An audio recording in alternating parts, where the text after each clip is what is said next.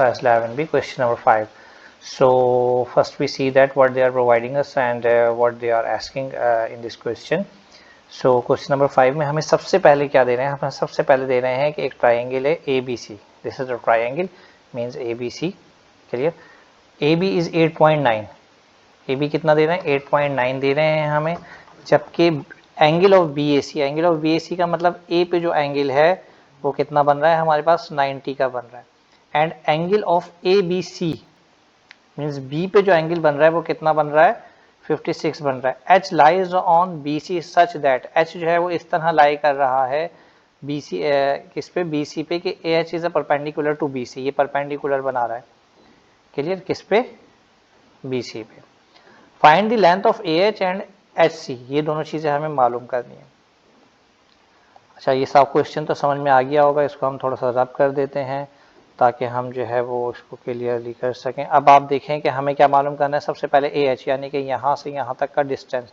यहाँ से यहाँ तक का डिस्टेंस अगर मैं ये ट्राइंगल ले लूँ तो हमारे पास एक साइड गिवन है और एक एंगल गिवन है. जब एक साइड और एक एंगल गिवन है तो हम इजीली ये निकाल सकते हैं किस फार्मूले से? साइन थीटा के फार्मूले से. साइन थीटा का फार्मूला क्या होता है? Opposite upon hypotenuse. क्लियर? यानी हमने यहाँ पे सॉल्व किया हुआ है आपकी आसानी के लिए ताकि हम जल्दी जल्दी कर लें, आपका टाइम भी ज़ाया ना हो. थीटा हमारे पास क्या दिया हुआ है? 56.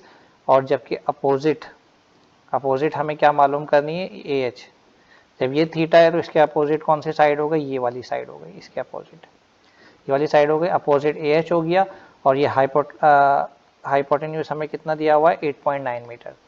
क्लियर? जब हमने इसमें फार्मूला लगाया, इसको पुट किया, सही, ये हमारे पास आंसर आ गया AH इज इक्वल टू 7.37. यानी एक चीज़ हमने इसकी जो है वो मालूम कर ली और वो क्या है? 7.37. अब उसके बाद क्वेश्चन नंबर 5 के 2 पार्ट में हमसे मालूम कर रहे हैं ये कि HC बताएं. आप HC बताएं मतलब हमें ये राइट से कर देते हैं ताकि आपके सामने वाज़ा रहे. ये हमें मालूम करना है. अब आप देखें कि हमारे पास जो है वो ये ट्राइंगल गिवन है. क्लियर? हमारे पास एक साइड तो गिवन है. हम ये वाला एंगल गिवन हो जाए या हमें ये वाला एंगल गिवन हो जाए, इन दोनों में से कोई एक एंगल पता चल जाए हमें, तो हम इजीली क्या निकाल सकते हैं? इसकी वैल्यू निकाल सकते हैं HC की. क्लियर? सो कटुआ लगा के.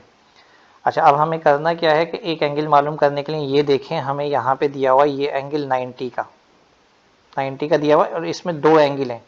अगर मैं 56, 90 और इन दोनों की मदद से ये एंगल निकाल लूँ और इस एंगल को 90 में से माइनस कर दूं, क्योंकि ये टोटल 90 है ना. जब ये एंगल मालूम हो जाएगा इसमें से इसको माइनस कर देंगे हम, तो हमारे पास इधर वाला एंगल आ जाएगा.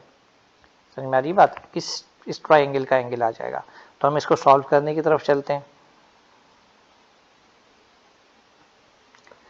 जैसा कि हम जानते हैं as we pass sum of triangle बराबर होता है 180 के. तो हमारे पास एक क्या है? 56, एक क्या है? 90. और ये हमें मालूम करना है. क्लियर? तो ये हमने यहाँ पे सॉल्व किया हुआ है. ये देखिए, sum of triangle is equal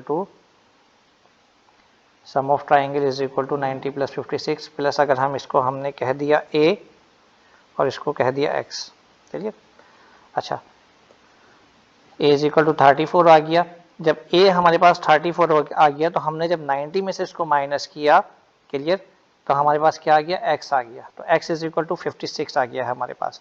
अब आप देखें, हमें जो है वो मालूम करना कितना ज़्यादा जो है वो आसान हो गया है. क्या मालूम करना आसान हो गया? HC मालूम करना आसान हो गया. कैसे आसान हो गया? कि अब हमारे पास HC मालूम करना है हमें. AH हमारे पास गिवन है जो कि है 7.37 और हमने इसकी मदद से ये निकाल लिया है जो कि आ रहा है 56.